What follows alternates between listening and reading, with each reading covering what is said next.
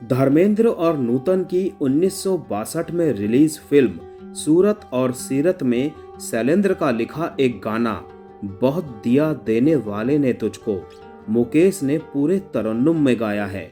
इस गाने के बोल शुरू होने से पहले जो बांसुरी बजती है उसे ध्यान से सुनेंगे तो राकेश रोशन की सुपरहिट फिल्म करण अर्जुन के लिए राजेश रोशन के बनाए सबसे लोकप्रिय गाने ये बंधन तो प्यार का बंधन है कि धुन आपको मिलेगी। संगीतकार रोशन को उनके बेटों गुड्डू और राजू यानी राकेश रोशन और राजेश रोशन की सपरिवार श्रद्धांजलि है। नेटफ्लिक्स पर प्रसारित हो रही डॉक्यूमेंट्री सीरीज द रोशंस सुपरहिट गानों के मुखड़ों से पहले अंतरों के बीच में आने वाले संगीत को पूरे एक गाने में बदल देने का प्रयोग हिंदी सिनेमा में राज कपूर ने खूब किया है।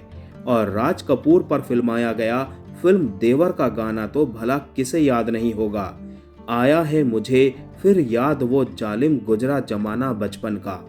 गीतकार आनंद बख्शी, संगीतकार रोशन और रोशन के ही संगीतबद्ध गाने में साहिर के बोल।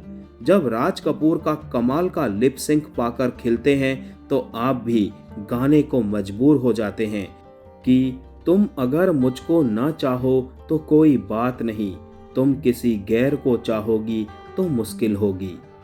रोशन लाल नागरथ लखनऊ से संगीत की तालीम लेकर आकाशवाणी दिल्ली आए। इरा से शादी की, तब के बंबई में काम तलाशने आए।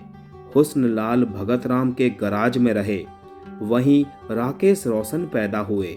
नितिन मुकेश बताते हैं कि उनकी मां ने रोशन का हाथ देखकर भविष्यवाणी की थी कि एक दिन उनके पास पैसा, शोहरत, बंगला, गाड़ी सब होगी। भविष्यवाणी सच भी हुई।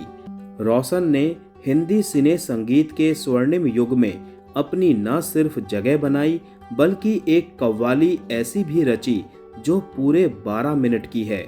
ये इश्क इश्क है इश्क इश्क।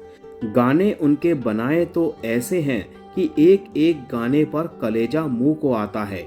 ख्यालों में किसी के इस तरह आया नहीं करते। बड़े अरमानों से रखा है सनम तेरी कसम, सारी सारी रात तेरी याद सताए। रहते थे कभी जिनके दिल में, छुपा लो यूं दिल में प्यार मेरा, और रहे ना रहे हम महका करेंगे। आखिरी के तीनों गीत साल 1966 में आई फिल्म ममता के हैं। अशोक कुमार, सुचित्रा सेन और धर्मेंद्र की सुपरहिट फिल्म। निर्देशक असित सेन। इन्हीं असित सेन की एक फोटो इस सीरीज में उस वक्त की है जब संगीतकार रोशन की रूह जन्नत में उजियारा करने जा चुकी है। असित सेन उनके शरीर से लिपटे हैं, जार जार रो रहे हैं। एक और किस्सा है फिल्म ताजमहल के गाने जो वादा किया वो निभाना पड़ेगा का। सी रामचंद्र ने ये गाना सुनने के बाद रोशन को फोन किया और कहा, तूने मेरी नींद खराब कर दी है ये गाना बनाकर। अब देखना, मैंने अगर तेरी नींद न खराब की तो मेरा नाम सी रामचंद्र नहीं। ये उस दौर की कहानी है जब हुनरमंदों में कंपटीशन होता था, बढ़िया वाला कंपटीशन, और महीने में एक बार मिलकर सब पार्टी करते थे। कम लोगों को ही पता होगा कि संगीतकार रोशन ही हिंदी सिनेमा में इंदिवर और आनंद बख्शी को लेकर आए। पार्टी करने का किस्सा रोशन परिवार में तीसरी पीढ़ी तक कायम रहता है। वहां भी जब ठीक से मूंछ निकलने से पहले राजेश रोशन का संगीत फिल्म जूली में हिट हो गया था। सुबह 4 बजे पार्टी करके घर पहुंचे।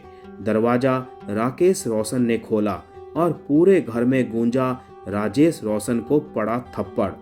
किस्से तमाम हैं, कहने वाले तमाम हैं। कुछ हिंदुस्तानी में बतिया रहे हैं, कुछ खनकदार अंग्रेजी में। खास बात यह है कि जो गुजर रही पीढ़ी के हैं वे सब हिंदी में ही बातें कर रहे हैं, और जिनकी पीढ़ी हिंदी सिनेमा में अभी चल रही है वो कुछ फुटकर शब्द हिंदी में बोलकर अंग्रेजी पर ही आ जाते हैं। सीरीज पहले एपिसोड से आखिरी एपिसोड तक आते आते ये समझा जाती है कि हिंदी सिनेमा अपने दर्शकों से कैसे दूर हो रहा है धरती से जुड़े रहने वालों ने कालजयी गाने बनाए। 17-18 साल की उम्र में ही छोकरे से आदमी बन गए गुड्डू और राजू ने भी खूब कमाल दिखाए और ऋतिक रोशन ने खुद से खुद के डर पर जीत हासिल की है। पहला एपिसोड खूब रुलाता है।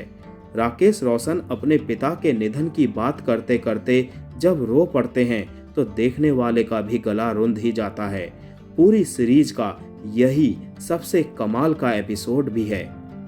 दूसरा एपिसोड रोशन के संगीत को आगे बढ़ाने वाले उनके बेटे राजेश रोशन पर है। बहुत कम उम्र में चोटी के संगीतकार बनने में कामयाब रहे राजेश रोशन इस बात पर भी पछताते नजर आते हैं कि वो कभी यश चोपड़ा से मिलने क्यों नहीं गए, जबकि उनकी मां ने इसके लिए बात भी की। राकेश और राजेश की मां यानी इरा रोशन द रोशंस का सबसे रोशन स्तंभ है। अगर कोई है तो वो है इरा रोशन। बहुएं बताती हैं कि वो सख्त मिजाज औरत रही, लेकिन राजेश रोशन की पत्नी को अंग्रेजी सिखाने के लिए ट्यूशन भी वो लगवाती हैं और अपने पति को भी वो ये समझाती हैं कि जिस दौर में लोग 3 मिनट का गाना सुनने से कतराते हैं, उस दौर में 15 मिनट की कव्वाली कोई क्यों सुनेगा। लेकिन तथ्य ये भी है कि फिल्म बरसात की रात की कव्वाली ये इश्क इश्क है इश्क इश्क जैसी दूसरी कव्वाली अब तक नहीं बनी। इस कव्वाली पर शाहरुख खान भी फिदा दिखते हैं और सोनू निगम भी। सीरीज ईरा नागरथ का लता मंगेशकर के साथ गाया फिल्म अनोखा प्यार का गाना सुनाती है और ये भी बताती है कि अब भी शादी ब्याह में विदाई के वक्त बजने वाला रोशन का संगीतबद्ध किया आखिरी गाना फिल्म अनोखी रात का महलों का राजा मिला की रानी बेटी राज करेगी उनके निधन के बाद उनकी पत्नी ईरा ने ही रिकॉर्ड किया था। रोशन परिवार पर बात करने वालों की इस सीरीज में लंबी कतार है। माधुरी दीक्षित बताती हैं कि कैसे किशन कन्हैया की शूटिंग के दौरान वो पहली बार ऋतिक से मिली और कैसे वो अनिल कपूर के संवादों पर संवाद अदायगी का रियाज किया करते थे। इससे पहले तीसरा एपिसोड राकेश रोशन के संघर्ष पर है। ऐसा संघर्ष जो आपको एक बार फिर रुला दे। जितेंद्र, ऋषि कपूर और राकेश रोशन की तिकड़ी हिंदी सिनेमा में खूब मशहूर रही है। तीनों अपनी पत्नियों के साथ एक फिल्म के प्रीमियर पर पहुंचे तो राकेश रोशन और उनकी पत्नी पिंकी रोशन को फोटोग्राफर्स ने फ्रेम से बाहर कर दिया।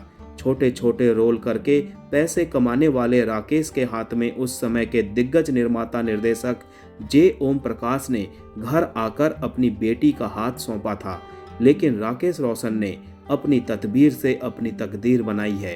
कैसे, ये सीखने के लिए ये सीरीज देखनी जरूरी है। हाँ, जहाँ जहाँ सीरीज में पुराने किस्से दिखाने के लिए नए कलाकारों के साथ जो रिकंस्ट्रक्शन किया गया है, वहाँ स्क्रीन के एक कोने में इसका उल्लेख भी जरूरी है। और द रोशंस का आखिरी एपिसोड ऋतिक रोशन पर है। भगवान दादा में उनके नाना ने उन्हें कैसे कैमरे के सामने मौका दिया, इसका किस्सा है। और किस्से वे भी सारे हैं जिनमें बाप बेटे की इस 100% हिट रहने वाली जोड़ी के लड़ने झगड़ने की बातें हैं। राकेश रोशन के अपने बेटे की पहली फिल्म बनाने के लिए घर, गाड़ी, सब कुछ गिरवी रख देने के खुलासे हैं। और किस्सा वो भी है कि क्रिस की शूटिंग के दौरान कैसे ऋतिक मरते मरते बचे थे और कैसे कहो ना प्यार है कि रिलीज के हफ्ते भर बाद ही राकेश रोशन पर जानलेवा हमला हुआ था। ऋतिक हिंदी सिनेमा के सुपरस्टार हैं, लेकिन पूरी सीरीज में वो अंग्रेजी में बातें करते हैं। ये अखरता है। अभिषेक बच्चन, रणबीर कपूर, जोया अख्तर सब अंग्रेजी दां हैं। टाइगर श्रॉफ भी हैं। ये बताने के लिए उन्होंने ऋतिक रोशन से अनुशासन सीखा है। इस एपिसोड में ऋतिक के दोनों बेटे भी गिटार बजाते दिखते हैं। सीरीज का पूरा आधार शुरू से रोशन परिवार की महिलाएं बताई गई हैं। बस ऋतिक के जीवन में आई महिलाओं सुजैन और सबा का इसमें कोई जिक्र नहीं है। याराना और जूली के हिट गानों की फुटेज न मिलना, यशराज फिल्म्स के लिए बनी ऋतिक की फिल्मों की मेकिंग का जिक्र न होना, सिद्धार्थ आनंद का रोशन के संगीत पर बात करना, ये सीरीज की कुछ और खटकने वाली बातें हैं। हालांकि इन कमियों के बावजूद सीरीज देखने लायक है। ये भी सीखने लायक है कि सफलता के लिए किसी भी इंसान को किसी तरह की प्रेरणा की जरूरत नहीं है, उसे बस हर दिन नियम से अपना कर्म करते जाना है।